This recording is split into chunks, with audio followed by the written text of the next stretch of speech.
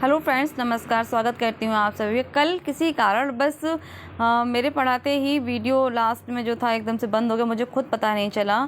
तो आज हम स्टार्ट करेंगे जहाँ से कल मैंने छोड़ा था। मैं कल यहाँ पर पढ़ रही थी, तुलसीदास ने ना तो समान अधिकार अवधि मतलब दोनों में ही ब्रजी में लिखा है। एक बात और मैं शुरू करने से पहले थोड़ा सा क्लियर कर दूं कि इस क्लास को देखने का मतलब ये कि आप बच्चन जी का हिंदी साहित्य का दूसरा इतिहास देख रहे हैं। मैं ये कहूँ कि कोई बहुत ज़्यादा विशेष समय आपको स्पेशली मतलब ये नहीं कि आप समय निकाल के मतलब अगर आप इसको पढ़ना भी चाहते हैं तो आप इसको अपने किचन में आराम से वीडियो चला कर रख सकते हैं, अपने काम के साथ साथ को सुन सकते हैं। अभी शुरुआती है तो आप इसको एज अ कहानी के माध्यम से सुनिएगा। बहुत ज़्यादा सोचना विचारना नहीं है, बस थोड़ी सी भाषा को समझने की कोशिश करिए। शुक्ल जी की भाषा कैसी थी, सर्वनाम रूप थी। वहीं बच्चन जी आधुनिक भाषा खड़ी बोली का प्रयोग करती हूँ, कहीं कहीं अंग्रेजी के शब्दों का भी प्रयोग करते हैं। तो इनकी भाषा पर हमें ध्यान देना है। और एक महत्वपूर्ण बात ये, मैं वही पॉइंट्स पढ़ाऊंगी जो मुझे लगेगा एग्जाम की दृष्टि से महत्वपूर्ण। मैं टॉपिक सभी लूँगी, लेकिन टॉपिक में भी कुछ ऐसे महत्वपूर्ण है जहाँ से क्वेश्चन बनेगा तो मैं वही। तो आप लोग इस चीज़ को लेकर बहुत ज़्यादा परेशान होने की आवश्यकता नहीं है। बस मेरी कोशिश ये रहेगी, क्योंकि मैं स्वयं भी आपकी तरह कैंडिडेट हूँ, तो वही कोशिश रहेगी कि जो मुझे समझ आए और एग्ज़ाम में फंसने लायक हो, मैं उन्हीं चीज़ों पर ज़्यादा फोकस करूँ। जहाँ मैं आप देख सकते हैं जो मैंने अपने बुक से ये PDF बनाया है, तो यहाँ पर जहाँ जहाँ मुझे मोस्ट लगा सभी में अंडरलाइन आपको दिख रही होगी। तो इन चीज़ों पर जहाँ जहाँ मैं बताऊँ आप गौर करते हुए चलिए और थोड़ा सा पेशेंस रख के आप वीडियो को सुनिएगा। ठीक है, आप देखें ना तो कोई दिक्कत नहीं, लेकिन सुनिएगा ज़रूर। और स्पेशली समय नहीं निकालना है। आप किसी काम को कर रहे हैं, घर के किसी काम में व्यस्त हैं, खासकर जो मेरी बहनें हैं, तो वो आप अपने वहाँ पर वीडियो को चलाकर रख लीजिए और कहानी के माध्यम से उसको सुनते रहिए आराम से। तो मैं बता चुकी हूँ, कल कहीं ना कहीं किसी कारण बस वीडियो पॉज हो गया था, तो आज वहीं से थोड़ा शुरुआत फटाफट से देखेंगे। यहाँ से तुलसीदास ने तो समान अधिकार से अवधि और ब्रजी दोनों में लिखा है। एक समय तो ब्रजभाषा पूरे हिंदी क्षेत्र की साहित्यिक अभिव्यक्ति का माध्यम बन चुकी थी। हिमाचल से विदर्भ और राजस्थान से असम तक कौन सी भाषा, ब्रजभाषा, और आपका हिंदी क्षेत्र की साहित्यिक अभिव्यक्ति का पूरा माध्यम अच्छी खासी बनी हुई थी। तो यहाँ यदि उसमें गद्य लिखा जाता रहा होता तो खड़ी बोली का स्थान वही लेती। यानी कि बच्चन जी कह रहे हैं यदि वास्तव में ब्रजभाषा में गद्य भी लिखा जाता तो निश्चय ही ब्रजभाषा ही खड़ी बोली का स्थान ले लेती। आज प्रत्येक भाषाभाषी क्षेत्र में खड़ी बोली साहित्य, संस्कृति, शिक्षा, पत्रकारिता, विचार विनिमय, राजकाज का माध्यम स्वीकृत हो चुकी है। इससे इसकी जातीयता स्वतः सिद्ध हो जाती है। यानी कि यहाँ पे जातीयता शब्द का प्रयोग बच्चन जी ने किया है। तो यहाँ पर आपके राम कुमार वर्मा, रामविलास शर्मा, इन लोगों ने भी कहीं ना कहीं जातीय शब्द का प्रयोग भी किया है। तो यहाँ बच्चन जी ने भी किया है। तो आगे देखेंगे इसकी यहाँ से। लेकिन इतिहास पर जोर देने वाले रूसी लेखक भी जब यह कहते हुए देखे जाते हैं कि हिंदी भाषा भाषियों की कोई निश्चित जातीय चेतना नहीं है, तो आश्चर्य होता है। कुद्रिया वत्सेव ने अपनी पुस्तक हिंदुस्तान में बिरादरी और जात पात में लिखा है, हिंदुस्तान की आबादी कोई निश्चित चेतना नहीं है, जैसा उदाहरण के लिए तमिल गुजरातियों के मामले में है। यद्यपि यह इलाका और उसकी आबादी सामान्य इतिहास सूत्रों के आपस में बंधे हुए हैं। हालांकि पूछी नहीं जाएगी परिभाषा, पर हम इसको फटाफट से देख लेते हैं।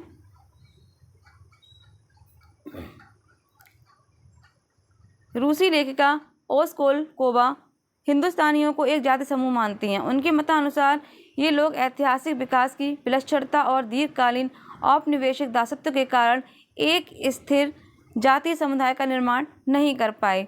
फिर बरानिकोव का मत भी यही है। ये लोग यही मानते हैं कि जो हमारी हिंदुस्तानियों की जाति समूह की चेतना थी वो कहीं ना कहीं आपस में एक नहीं हो सकी, तो अच्छा सा निर्माण जाति समुदाय निर्माण नहीं कर पाई। ऐसा कौन कौन मानता है? आपका ओस्कोलकोवा और आपकी बरानिकोव भी मानते हैं। अब यहाँ से देखेंगे, यदि कोई हिंदुस्तान या मध्य देश की जातीयता को तमिलनाडु और बंगाल को जातीयता के समकक्ष देखना चाहेगा तो वह ऐतिहासिक परिस्थितियों को नज़रअंदाज कर बनाए रखने सिद्धांत खोजने का प्रयत्न करेगा। बहुत से ऐसे देश प्रदेश, बहुत सी ऐसी जातियां हैं जो आंध्र प्रदेशवाद से ग्रस्त हैं। यदि हिंदुस्तान की जातीयता उसी तरह की होती तो राष्ट्रीयता एकता क्षतिग्रस्त हो उठती। यह वह केंद्र है जिस पर राष्ट्रीयता एकता निर्भर करती है। मैं इसको जल्दी जल्दी पढ़ रही हूँ, यहाँ से कुछ महत्वपूर्ण नहीं है।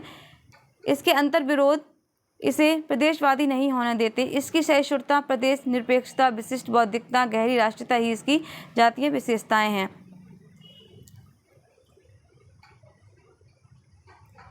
विदेशी आक्रमणकारियों के विरुद्ध यह जाति निरंतर वीरता पूर्वक लड़ती रही है।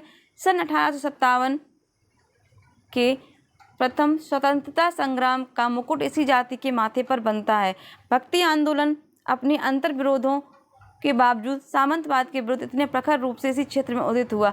आर्थिक दृष्टि से हिंदी के क्षेत्र पिछड़े हुए हैं। जातिवाद का बंधन बहुत कम शिथिल हुआ है। इन व्यवधानों के हटते इसकी जातीयता की भूमिका अपने क्षेत्र के लिए नहीं, संपूर्ण देश के लिए महत्वपूर्ण होगी। प्रादेशिकता की संकीर्ण सीमा से बंधना मध्य देश की प्रवृत्ति कभी नहीं रही। 19वीं शताब्दी के अंत में राजशेखर ने काव्य मीमांसा में लिखा है, ये थोड़ा यहाँ महत्वपूर्ण होगा तो इसको आप अच्छे से देखिएगा कि राजशेखर ने काव्य मीमांसा, जो कि उन्होंने अपनी रचना लिखी है काव्य मीमांसा, उसमें उन्होंने लिखा है कि गौड़ आदि देशों के कवि, संस्कृत में लाट देश के कवि, प्राकृतिक में मरुभूमि और पंजाब के कवि अपभ्रंश में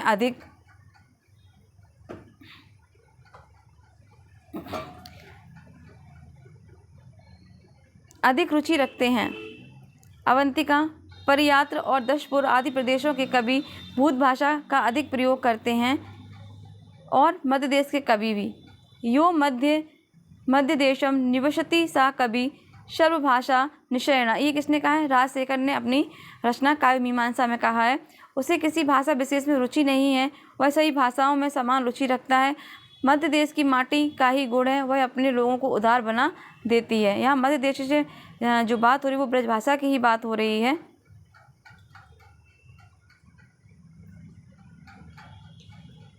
संभवतः राजशेखर ने भूत भाषा का प्रयोग अवंती दशपुर की लोक भाषा के लिए किया था। विधानतः भूत भाषा के कवि बिट बहेलिया आदि के बीच बैठते थे, अतः ऐसे कवियों की भाषा जनभाषा हो सकती है। किंतु उत्तर भारत, जो सामान्यतः हिंदुस्तान भी कहा जाता रहा होगा, 11वीं 12वीं 13वीं शताब्दी में हिंदवी या हिंदी कही जाती थी। इन शब्दों का प्रयोग मुसलमानों ने किया है। ये बच्चन सिंह जी कह रहे हैं कि जो शब्द आए थे हमारे हिंदवी और हिंदवी या हिंदी कही जाती थी, इन शब्दों का प्रयोग पहल किसने? मुसलमानों ने किया था। मोस्ट है यहाँ पर, आप देख रहे होंगे यहाँ पर कि ये यहाँ से प्रश्न बना था TGT 2021 में, तो आप देख सकते हैं मैंने कहाँ अंडरलाइन किया हुआ है। तो हिंदवी शब्द का पहला प्रयोग किसने किया था? प्रश्न आप TGT 2021 में आया था, तो यहाँ पे है कि हिंदवी शब्द का पहला प्रयोग मोस्ट है। यहाँ से आप चाहें तो नोट डाउन भी कर सकते हैं और समझ भी सकते हैं और सुन भी सकते हैं, देख भी सकते हैं। तो हिंदवी शब्द का पहला प्रयोग अबू सईद के फ़ारसी इतिहास 1049 में मिलता है। उसने महमूद गजनबी, चंदेल दुर्ग, कालिंजर के घेरे का उल्लेख किया है। गजनबी ने 1020 में कालिंजर पर घेरा डाला था। सईद के अनुसार कालिंजर के दुर्गा अधिकारी नंद ने महमूद की प्रशंसा में लुगाइत ए हिंदवी में एक कविता लिखी। प्रश्न बन सकता है और नहीं भी बन सकता है, तो समझते हुए चलिए। कविता लिखी थी लुगात ए हिंदवी का अर्थ है हिंदवी शब्द। हाँ, यह से आ सकता है कि दिए गए लुगात ए हिंदवी का क्या अर्थ है, तो हो जाएगा हिंदवी शब्द। यह हिंदवी क्या है? संस्कृत और अपभ्रंश के लिए इसका प्रयोग कभी नहीं हुआ। इसे बुंदेलखंडी का पुराना रूप माना जा सकता है। खेद है, उपयुक्त कविता अपर्याप्त है, यानी कि जो कविता लिखी गई थी लुगात ए हिंदवी, ये अभी मौजूद नहीं है। उसके आगे देखेंगे, ये महत्वपूर्ण है इतना, यहाँ से भी महत्वपूर्ण है। प्रस्तुत जीवनी लेखक औफी 13वीं शताब्दी ने बताया कि लाहौर के यमनी राज्य के फ़ारसी कवि मसूद सलमान 1050 ने हिंदी या हिंदवी में एक दीवान लिखा था। संभवतः यह लाहौरी बोली में लिखा गया होगा। अमीर खुसरो 1253 से 1325 भी हिंदवी शब्द का प्रयोग करता है। अब यहाँ सोचने वाली बात यह है कि जिस तरह से शुक्ल जी सर्वनाम शब्दों का प्रयोग करते हैं कि ये, वे, उन्हें, इस तरह से, वहीं पर बच्चन जी ने स्पष्ट शब्द खड़ी बोली का प्रयोग किया है कि हिंदी या हिंदवी में एक दीवान लिखा था। संभवतः यह लाहौरी बोली में लिखा गया होगा। अमीर खुसरो 1253 से 1325 भी हिंदवी शब्द का प्रयोग करता है। तो यहाँ पर उन्होंने कहा है करता है, रिस्पेक्ट जैसी कोई चीज़ अमीर खुसरो को नहीं दी, ऐसा मुझे लग रहा है।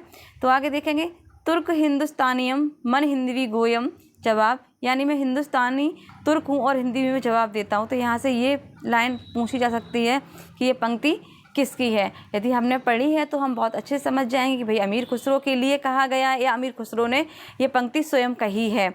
यहाँ पर हिंदवी दिल्ली के आसपास की खड़ी बोली है, बाद में इसी को हिंदी कहा जाने लगा। हिंदी का इतिहास भी कम लंबा और रोचक नहीं। हिंदी के दो अर्थ हैं, हिंद देश के निवासी और हिंदी भाषा। हिंद के निवासियों को इकबाल ने हिंदी कहा। महत्वपूर्ण है यहाँ से, हिंदी है हम, वतन है हिंदुस्तान हमारा। स्पष्ट है कि हिंद से हिंदी बना, पर हिंद का इतिहास भी अंधकार के गर्त में छिपा हुआ है।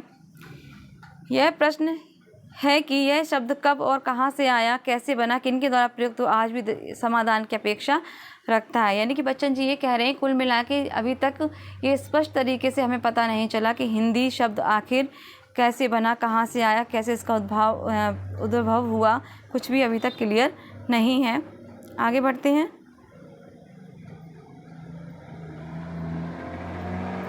इसके संबंध में दो मत प्रचलित हैं, प्राचीनतावादी पंडितों का मत और भाषा वैज्ञानिकों का मत। पहला मत हिंदी या हिंदू को संस्कृत सिद्ध कर देता है, मेरुतंत्र नामक ग्रंथ में लिखा है। ठीक है, तो आप कमेंट्स में बताएंगे कि मेरुतंत्र ग्रंथ किसका है। हिंदू धर्म प्रलोभतारो जायन्ते चक्रवर्तिना हीनस्य दुष्यत्यो हिंदू अर्थ अच्यते प्रिय। आगे बढ़ते हैं। अर्थात इसका अर्थ क्या है, अर्थात हिंदू का अर्थ है हीनों को दूषित करने वाला और हीन का अर्थ है म्लेच्छ। मेरुतंत्र सांप्रदायिक ग्रंथ मालूम पड़ता है और यूरोप वासियों के यहाँ आने पर लिखा गया। इसके स्थान पर फिरंगी शब्द का प्रयोग हुआ है, अतः इसकी प्रमाणिकता स्वतः खंडित हो जाती है। संस्कृत प्राकृतिक अपभ्रंश, इसका प्रयोग कहीं नहीं किया गया है। इसको थोड़ा सा जल्दी देखेंगे, मोस्ट जहाँ होगा मैं बता दूंगी। भाषा वैज्ञानिकों में इस शब्द की ऐतिहासिकता का उल्लेख करते हुए बताया है कि हिंदू का प्राचीनतम उल्लेख ईरान सम्राट द्वारा अभिलेखों, अवेस्ता ग्रंथ, वेददात आदि में हुआ है। अभिलेखों में हिंदू का अर्थ भारतवर्ष के अर्थ में है। वेददात में हत हिंदू शब्द सिंधु अनेक पवित्र स्थानों में एक स्थान है। यहाँ पर शब्द सिंधु जो हिंदू का जो विवाद चला आया कि हिंदू शब्द या हिंदी शब्द यहाँ से बना है, तो यहाँ पे कहा है कि जो शब्द सिंधु था ये अनेक पवित्र स्थानों में से एक है, ये स्थान है। प्राचीन ईरानी साहित्य हिंदुश, हिंदू, हिंदुत्व, हिंद या भारत के अर्थ में प्रयुक्त हुआ है। हिंदू का ऊ लुप्त होकर हिंद रह गया, इसी से बना आपका हिंदी। भाषा वैज्ञानिक यह भी कहते हैं कि ईरानी में सा ध्वनि नहीं होती, न महाप्राण ध्वनियाँ ही मिलती हैं। सिंधु देश और सिंधु नद के संपर्क में आने पर ईरानियों के यहाँ सा का हा और धा का दा हो गया है, ये कहा गया है। बहुत महत्वपूर्ण है यहाँ से, तो इसको हम बहुत ज़्यादा गौर नहीं करेंगे, जहाँ गौर करने वाले वो हम आपको बताते हैं। तो यहाँ पर देखेंगे रामविलास शर्मा ने इस पर आपत्ति की। हिंदी शब्द कैसे बना, इस बारे में प्रचलित मान्यता है कि ईरान के लोग सिंधु या सिंध के हिंद कहते थे और वहाँ के निवासियों को हिंदू, हिंदुई या हिंदी कहने लगे। शाह का उच्चारण करने में उन्हें कुछ कठिनाइयाँ होती होंगी, इसीलिए उन्होंने सा की जगह हा कहना शुरू किया होगा। लेकिन फारसी में साल, सादगी, साज, सागर आदि 25 शब्द हैं। यदि यहाँ पर आपको एक चीज़ ये भी क्लियर हो जाएगी कि फारसी भाषा के कौन कौन से शब्द हैं। साल क्या है, फारसी है।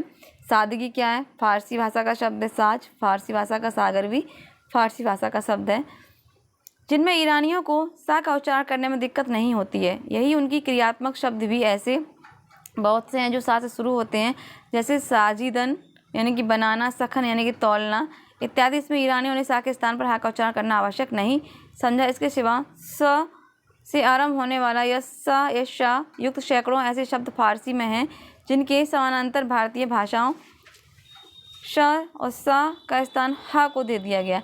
यहाँ पर जो मेन पॉइंट है वो ये देखने वाला है कि रामविलास शर्मा ने किस पर आपत्ति की है। तो रामविलास शर्मा ने हिंदी शब्द कैसे बना, इस बारे में जो प्रचलित मान्यता उसका कहीं ना कहीं खंडन किया है। बस इतना देखना है, बहुत महत्वपूर्ण नहीं है। उन्होंने विस्तार से बताया कि किसने, रामविलास शर्मा ने, कि सा का हा में परिवर्तन कश्मीरी में मिलता है, हिंदी, मराठी, गुजराती, राजस्थानी आदि में सा भी है और उसके स्थान पर हा भी उच्चारित होता है। इससे ध्वनित होता है कि हा ध्वनि जो यहाँ की किसी प्राकृतिक में शाह के लिए उच्चारित होती रही हो। यात्रा करते करते ईरान पहुँच गई। फिर तो ईरानियों ने शब्द को हफ्त, असुर को अहुर कहना आरंभ किया। रामविलास जी ने स और ह संबंधी जिन मान्यताओं का खंडन किया है वह सही है। बच्चन जी वही मानते हैं कि जो रामविलास जी ने सा और हा संबंधी हिंदी को लेकर जो मान्यताएं थी उनका खंडन किया है, तो समर्थन करते हैं बच्चन जी कि हाँ उन्होंने सही किया है। उर्दू का कोई कोश इसे प्रमाणित करने में समर्थ है। उर्दू का कोई कोश इसे प्रमाणित करने में समर्थ है, पर यह अनुमान सही नहीं मालूम पड़ता कि किसी प्राकृतिक हा ध्वनि जो सा के लिए उच्चारित होती रही हो, यात्रा करते करते ईरान पहुंच गई हो और सिंधु देश में सा से उच्चारित होने वाले शब्दों को हा कर दे। कुछ इतिहासकार का अनुमान है कि सिंध में हड़प्पा सभ्यता के पूर्व कोई सभ्यता थी। सभ्य लोग हिंदू को हिंदू शब्द सिंधु को हत हिंदू बोला करते थे। कुछ दिनों तक वह भाग ईरानियों के अधिकार में था। ईरानियों के ये शब्द यहीं से मिले। उन्होंने इन्हें ज्यों का त्यों स्वीकार किया। आर्यों ने हिंदू को सिंधु कर दिया तो आश्चर्य नहीं। कुछ लोग इस प्रवृत्ति को ब्राहुवी से जोड़ते हैं। इतना महत्वपूर्ण है आपका यहाँ से जहाँ मैंने लिखा हुआ है और आपको दिख भी रहा होगा कि मैंने यहाँ पर क्या लिखा है। ठीक है, महत्वपूर्ण है, इम्पोर्टेंट। तो देखेंगे यहाँ से अंडरलाइन सभी मैंने कर रखा है। ईरान की सुप्रसिद्ध बादशाह नौशेरवां, यहाँ से प्रश्न बन सकता है। ठीक है, तो ईरान के सुप्रसिद्ध बादशाह नौशेरवां ने 531 से 579 ने बाज रोया नामक विद्वान को पंचतंत्र का अनुवाद करने के लिए भारत भेजा था। तो प्रश्न ऐसे बन जाएगा कि बादशाह नौशेरवां ने किस ग्रंथ का अनुवाद करने के लिए बाजरोया को भेजा था। प्रश्न ऐसे भी बन सकता है, सुप्रसिद्ध बादशाह नौशेरवां जिसने बाजरोया को पंचतंत्र का अनुवाद करने के लिए भारत भेजा था वह किस देश का शासक था। तो ईरान का था। प्रश्न ऐसे भी बन सकता है कि बादशाह नौशेरवां ने पंचतंत्र का अनुवाद करने के लिए किसको भेजा था। तो बाजरोया को भेजा था। यानी कि 3 से 4 तरह से इसी 3 लाइनों से प्रश्न बन सकते हैं। तो ईरान के सुप्रसिद्ध बादशाह नौशेरवां ने बाजरोया नामक विद्वान को पंचतंत्र का अनुवाद करने के लिए भारत भेजा था। इस अनुवाद की भूमिका में पंचतंत्र की भाषा जवान हिंदी कहा गया। तो एक प्रश्न यहाँ से ये बन जाएगा कि किस ग्रंथ का अनुवाद बाजरोया ने किया था जिसमें हिंदी को जवाने हिंदी कहा गया है। तो पंचतंत्र है वो। यहाँ पर जवाने हिंदी का अर्थ संस्कृत है। 1227 में मिन हाजुस्क की पुस्तक हफ़काते नासरी में बताया गया है कि जवाने हिंदी में बिहार का अर्थ मदरसा होता है। यहाँ जवाने हिंदी का अर्थ पाली या अपभ्रंश होगा। ये अपने अपने अटकलें लगा रहे, सब अपना अपना पॉइंट ऑफ व्यू से बता रहे कि ये हो सकता है, ये हो सकता है। प्रसिद्ध घुमक्कड़ इब्न बतूता यानी कि 1333 रेहिला इब्न बतूता में लिखता है, किताबत अलावास अलजदरात दीवारों पर कुछ हिंदी में लिखा था। जवानी हिंदी का स्पष्ट अर्थ है हिंद के रहने वालों की भाषा, पर इब्न बतूता ने हिंदी का प्रयोग किसी स्थानीय बोली के अर्थ में किया है। यह निश्चित ही उत्तर भारत की कोई बोली रही होगी। मोस्ट है आपका जो यहाँ से लेके इतना पॉइंट्स आपका महत्वपूर्ण है, तो इसको आप बहुत अच्छे से नोट कर लीजिए। 3 से 4 प्रश्नों के अकॉर्डिंग आप इसको नोट्स भी बना लीजिए। आगे बढ़ेंगे। ऊपर के विवरण से स्पष्ट है कि हिंदवी शब्द उत्तर भारत की विभिन्न भाषाओं और बोलियों के लिए भिन्न भिन्न समय में हुए, कभी ब्रजी के लिए तो कभी अवधी के लिए, कभी बुंदेलखंडी के लिए, कभी लाहौरी के और कभी तहलवी के लिए। जायसी ने पद्मावत के उपसंहार में लिखा, मोस्ट इम्पोर्टेंट आप देख सकते हैं कि मैंने कैसे इसको मेंशन किया हुआ है। तो जायसी ने पद्मावत के उपसंहार में लिखा, यदि आपसे ये पूछते कि तुर्की अरबी हिंदुई भाषा जेते आही जयही महिमारक प्रेम करे सब सराहे ताही, उपर्युक्त पंक्तियाँ जायसी जी ने किससे ली हैं? तो पद्मावत से ली हैं। किस ग्रंथ के उपसंहार में लिखी हैं? तो पद्मावत के उपसंहार में ये लिखी हैं। तो मोस्ट इम्पोर्टेंट है। यहाँ पर हिंदुई अवधि है, जायसी इसी को भाषा कहते हैं। आदि अंत जस गाथा अहे लिखी भाषा चौपाई कहे, मोस्ट हैं। तो इनको आप ज़रूर लिख लीजिएगा या याद रख लीजिए जैसे आपको ठीक लगे। जो लोग हिंदी हिंदुई को केवल खड़ी बोली कहते हैं वे दिग्भ्रमित हैं, और जो लोग हिंदी का इतिहास 80 वर्षों का मानते हैं वे इतिहास बोध से च्युत हैं, यानी कि वो अनभिज्ञ हैं। अपने भेदभावी दृष्टिकोण के कारण कुछ लोग हिंदवी और हिंदुई को हिंदुओं की भाषा कहते हैं और हिंदी को मुसलमानों की भाषा। इन लोगों को इंशा की रानी केतकी की कहानी देख लेनी चाहिए थी। उसी में लिखा है, मोस्ट है यहाँ पर, कि कहानी ऐसी कहिए कि जिसमें हिंदवी छुट हो और किसी बोली का पुट ना मिले। यह तो हिंदवी की बात हुई। नूर मोहम्मद ने अपनी अवधि को हिंदी में कहते हैं, नूर मोहम्मद भी अपनी अवधि को हिंदी में कहते हैं कि हिंदी मकबर पाँव न राख्यों काजो बहुते हिंदी भाख्यों। महत्वपूर्ण है ये यहाँ से पूरा इतना। तो नूर मोहम्मद ने 21 वर्ष पहले, गिरधर राय ने 1747 हिंदवी शब्द का प्रयोग प्रजी में किया।